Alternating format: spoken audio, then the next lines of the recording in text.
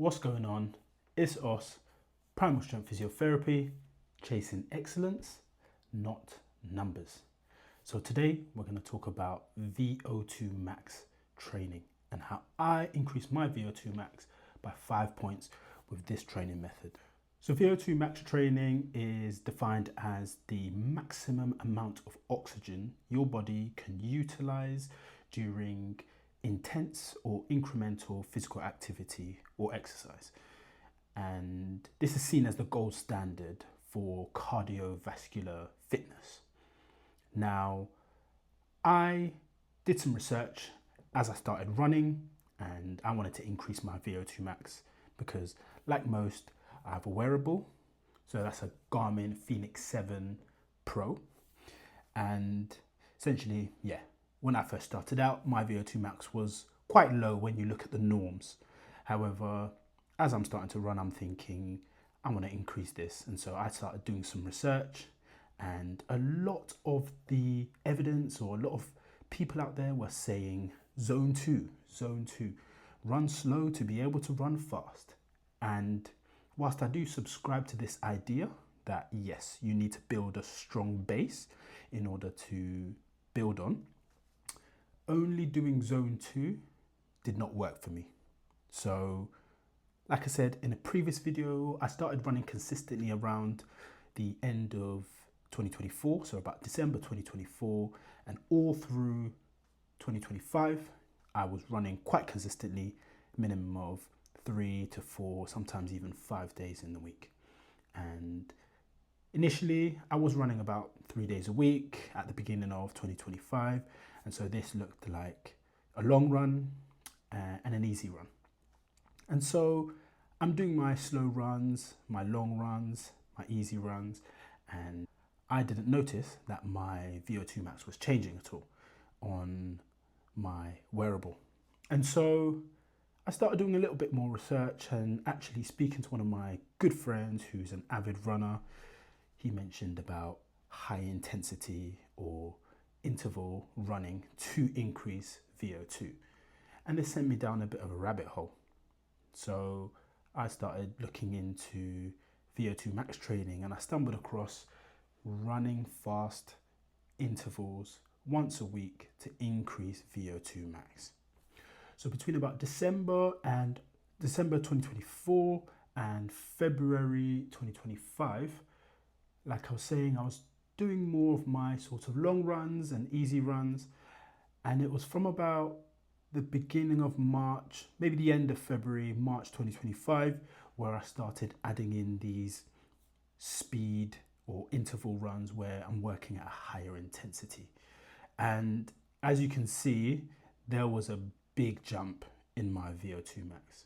Now, it is important to know that these wearables are not perfect. And so they are based on estimates, and I gather that they calculate your heart rate and they look at your age and they look at sort of intensity to give an estimate of what they feel your Vo2 Max is. So it will never be as perfect as an actual Vo2 Max test with the use of masks and things and even blood draws to really look at a true Vo2 Max.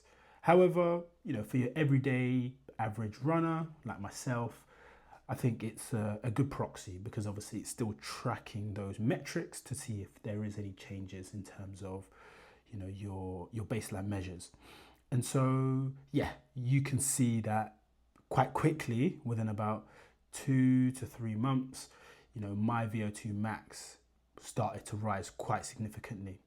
And as a byproduct of that, I did notice that my resting heart rate was lower. My easy runs felt a lot easier, and my average heart rate on those runs were also lower.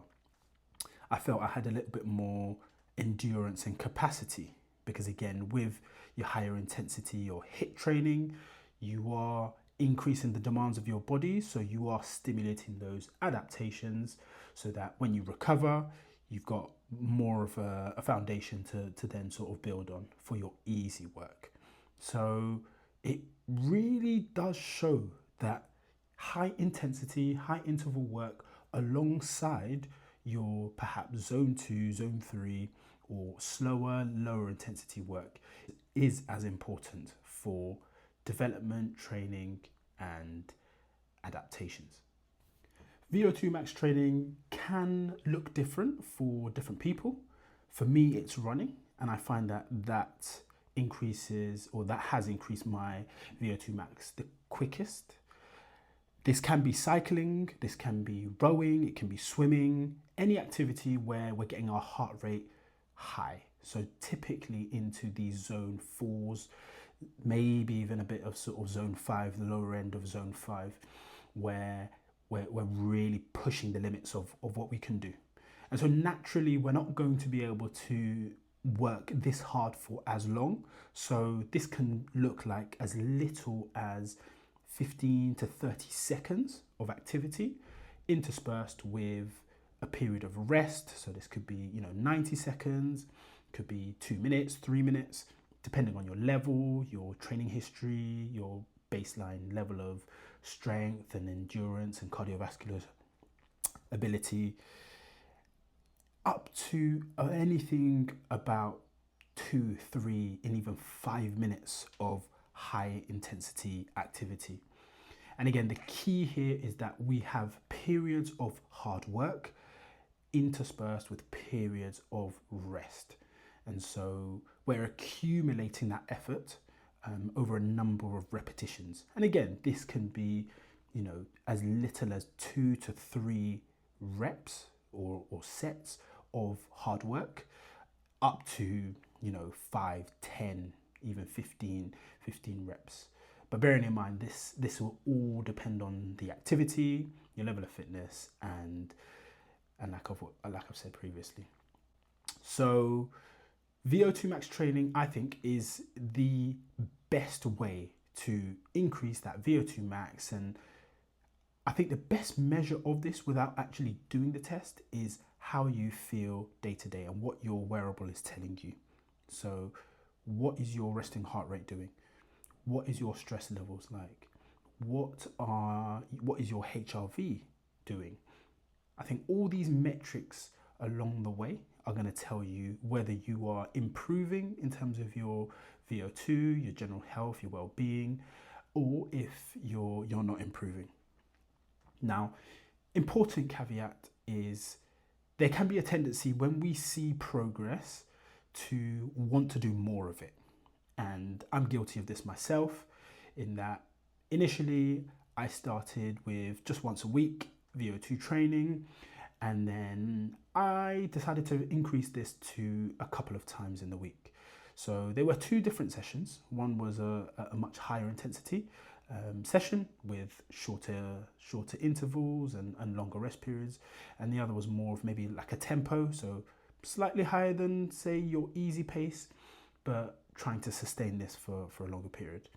And for me, this led to overtraining. And I think this is really, really important, in that we can want to do more with seeing improvements and progress. However, a lot of the time with this type of training, less is more, because our body needs that recovery time and it needs to be able to recover sufficiently before then repeating another session. And so this is really, really important. And for me, the signs that I were overtraining was that my resting heart rate started to go up. My HRV started to go down. That subjective fatigue within sessions where I'm actually feeling like I can't push as much, or it feels harder at a similar or same intensity.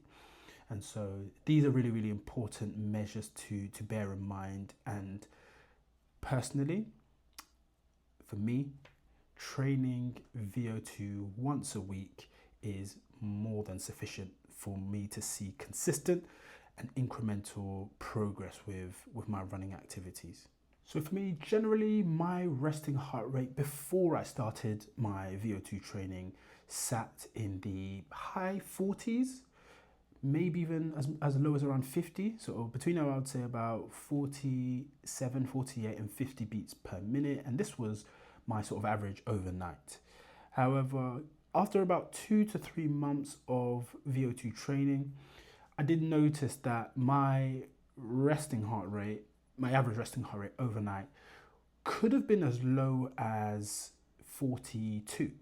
So it was between about, I would say, 44 and 41, depending on, again, how much I've done in that week and sleep quality and all of that. However, that is quite a significant decrease in my resting heart rate. Again, testament to the adaptations from that training.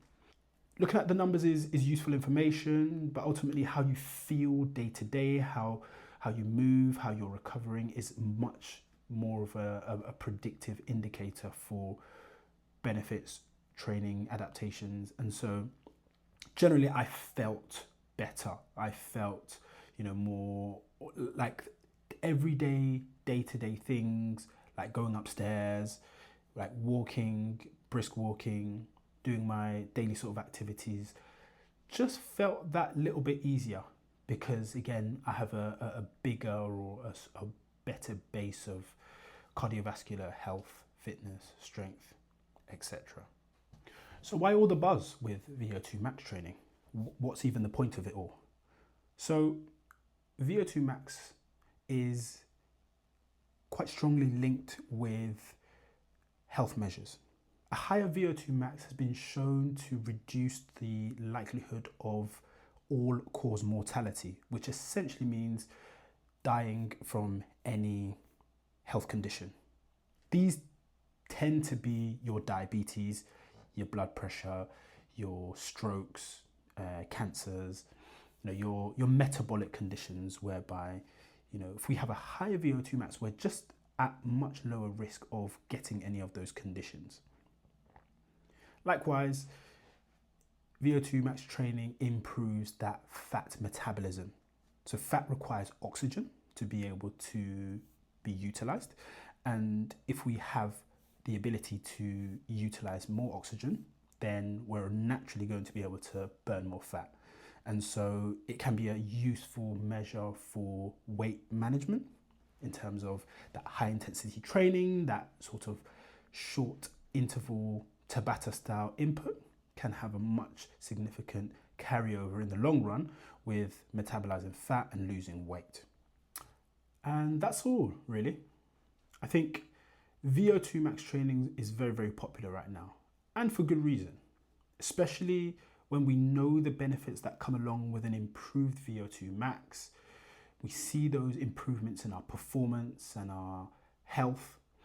And I think for your everyday, average, recreational athlete, whether it's running, cycling, swimming, I think if we can add in Vo2 Max training where we're working at higher intensities for short periods, maybe once a week, I believe that you are likely to see improvements and benefits.